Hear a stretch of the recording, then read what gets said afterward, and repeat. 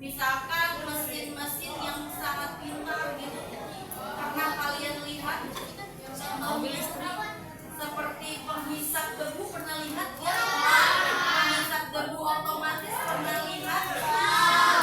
Nah, itu cuma diperintahkan aja, dipencet tombolnya, dia bisa cari debu-debu yang kotor di rumah kamu tanpa kamu harus gerak-gerakin.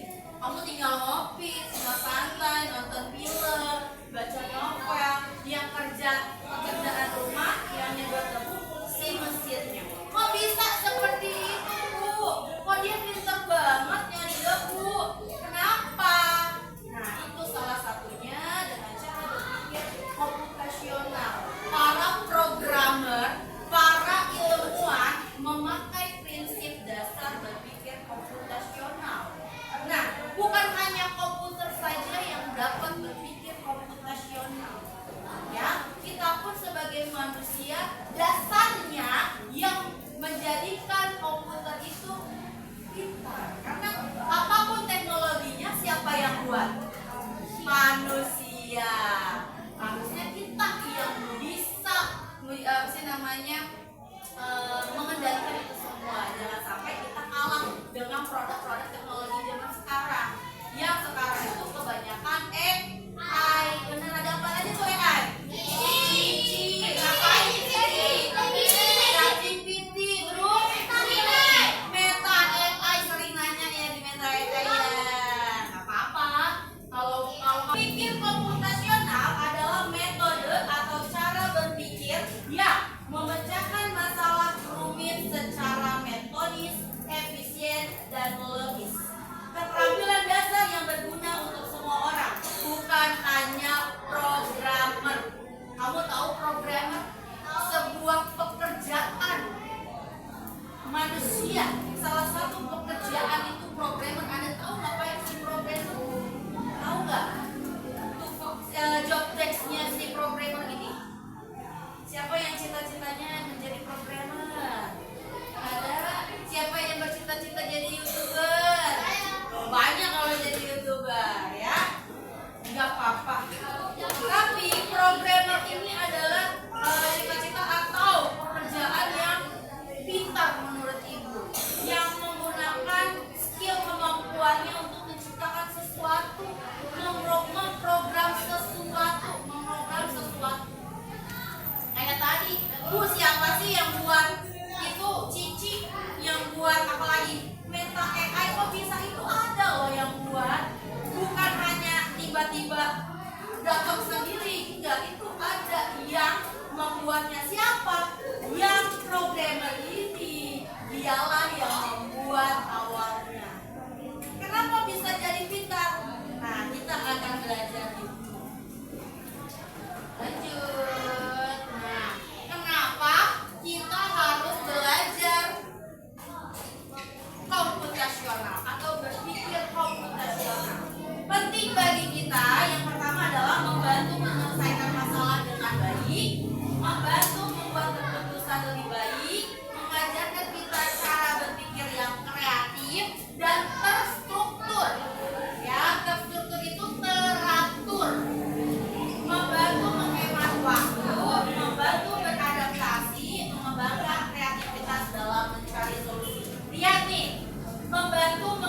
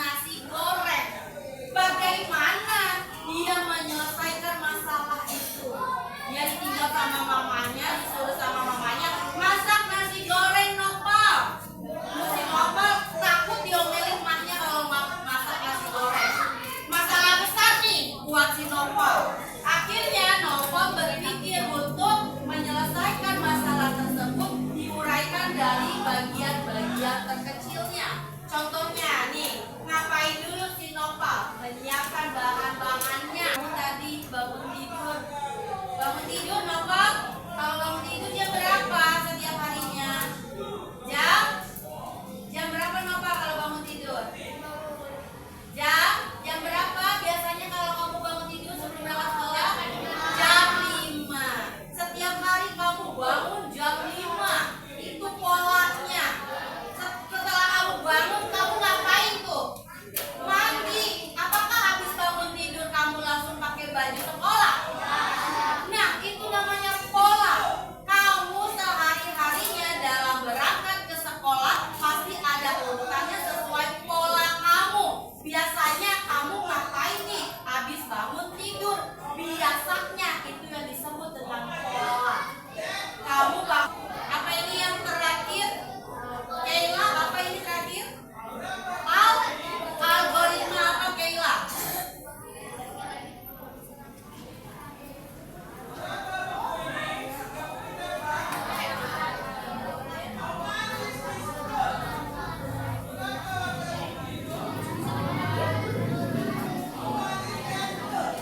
Iya, langkah-langkah atau aturan yang jelas dan berurutan sesuai untuk menyelesaikan suatu masalah.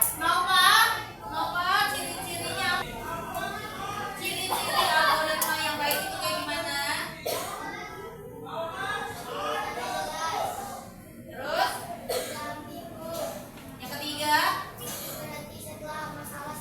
ya pasti berhenti setelah masalah selesai ya. Di sini tidak ambigu artinya tidak memiliki arti ganda ya, tidak punya makna kata lain.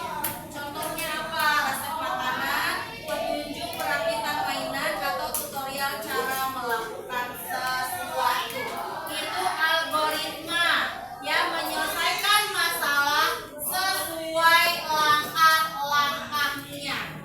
Dari pertama, kalau kita memecahkan masalah, dekomposisikan apa sih namanya? Membagi beberapa bagian. Kalau di pemrograman atau coding, membagi tugas menjadi beberapa bagian seperti input angka, menambahkan dan menampilkan hasil. Nah, ini yang tadi yang kita sudah Ibu jelaskan. Nah, ini codingnya. Yang kedua, kalau pola, contoh mengenali bahwa operasi penjumlahan selalu memiliki. Nah, ini penerapan berpikir komputasional dalam kecerdasan buatan atau AI. Yang tadi, kenapa kok dia bisa pinter banget sih cari debu? Atau kok sekarang pernah nggak dengar ada mobil yang bisa nyetir sendiri? Mobil apa itu? Mobil Cina apa tadi? Tesla. Dia bisa nyetir sendiri. Kok bisa? Dari mana? Itu karena kecerdasan buatan. Ya. Terus ada lagi tadi, ada Meta AI, ada apa lagi? Cici, ChatGPT, Gemini, dan AI yang lain. Pernah nggak kamu bikin foto-foto di Gemini atau ChatGPT? Jadikan foto saya menjadi seorang pilot. Pernah? Nah, kenapa bisa sih dia pinter kayak gitu? Kamu foto kamu yang masih imut-imut itu bisa jadi pilot. Nah, dari ini lihat dekomposisi, membagi masalah menjadi beberapa bagian seperti pengambilan gambar, pengolahan gambar, dan pencocokan data. Yang kedua, pengenalan pola, mempelajari bentuk wajah, jarak antar mata, bentuk tubuh. Nah, kalian main IG kan? Bermain IG, Facebook main nggak? Main. Yang punya Facebook siapa di sini? Nah, kamu waktu upload foto pernah nggak disuruh tandain? Misalkan disuruh tandain ini orangnya siapa? Lagi foto bertiga misalkan Genta, Rizky, Akeki, sama Irul. Saat mau upload disuruh tandain orang ini. Ada namanya di bawah Rizky, yang di samping Genta. Kok bisa dia mengenali wajah temennya mengenali wajah temannya Irul tanpa si Irul itu ngetik nama temennya? Kenapa? Ya karena komputer ini telah mengenali wajahnya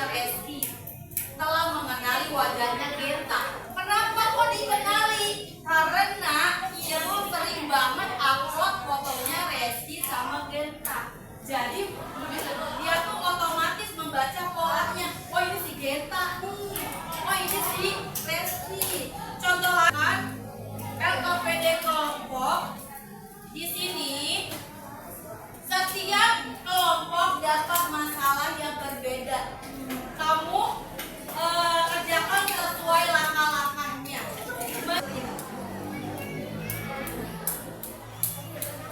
Setiap kelompok satu. Oke, sekarang duduknya balik lagi ke temennya. Jangan ya.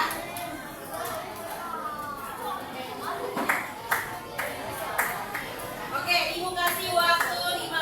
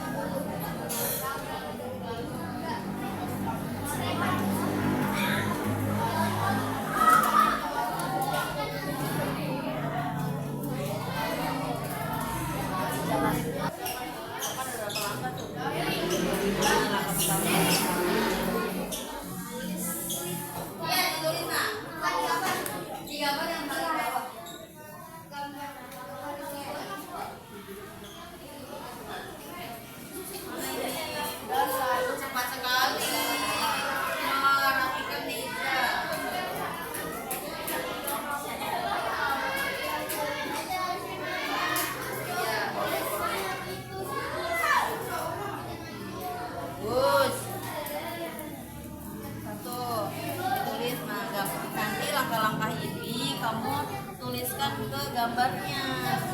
Gambar langkah pertama gambarnya apa nih? Oke, nanti ya. Satu, ini langkah pertama, langkah kedua. Nah, setelah membuat atau membagi itu ngapain? Taruh di mana? Taruh di taruh di tempat buka. Maju ke depan. Suaranya yang jelas ya.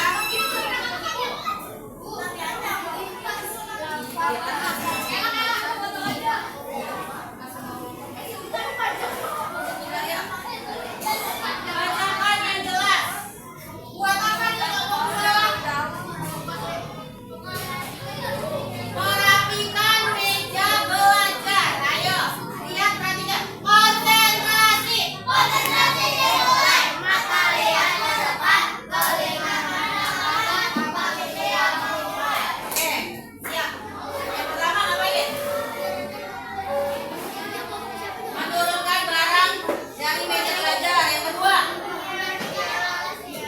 membersihkan alas meja. Yang ketiga, membersihkan barang di atas meja.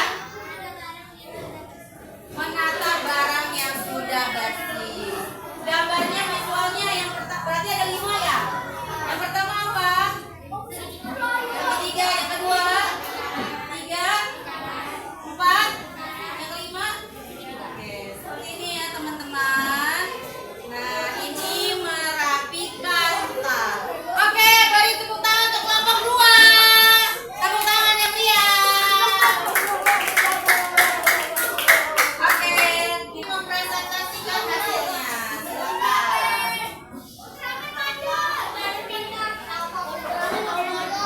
Membuat apa? Oh, sama, merapikan meja belajar. Yuk. Ambil buku dalam meja belajar. Kedua, letakkan kerak buku. Belajar bersama kelompoknya. Sekarang ibu akan berikan tugas individu sesuai apa yang kita pelajari hari ini. Kerjakan masing-masing, tidak boleh menyontek ya.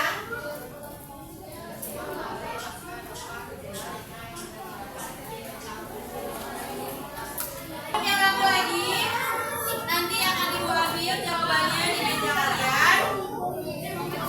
Nah, hari ini rangkaian kegiatan sudah kita laksanakan dengan baik. Dan hari ini kita akan menyimpulkan bersama. Jadi, penerapan berpikir komputasional dapat ditemukan dalam berbagai aspek kehidupan. Dari aktivitas sehari-hari, pemrograman, pengembangan teknologi, hingga pengambilan keputusan. Berpikir komputasional, Yusuf. Berpikir komputasional tidak hanya untuk pemrograman, tapi membantu meningkatkan kemampuan berpikir logis dan analitis dalam menghadapi tantangan. Tadi yang sudah ibu berikan masalahnya ke berbagai kelompok, masalahnya macam-macam, itu penyelesaiannya. Ada yang dapat 2 sama, merapikan meja belajar. Tapi cara mereka merapikannya berbeda. Tapi tidak apa-apa, tidak masalah ya. Oke, sekarang ibu mau tanya dulu ya. Apa sih dari manfaat kita berpikir teratur? Apa Kayla? Oke, dapat menyelesaikan masalah dengan baik dan jelas. Pertanyaan ibu yang kedua, ya.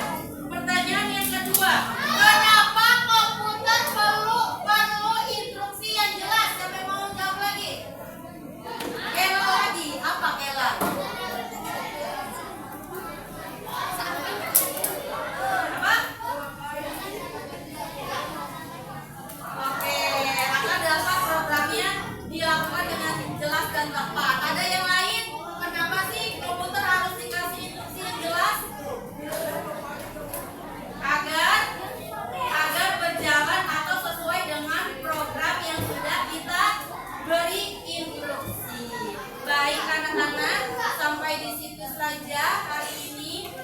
pelajaran tentang body. Besoknya kita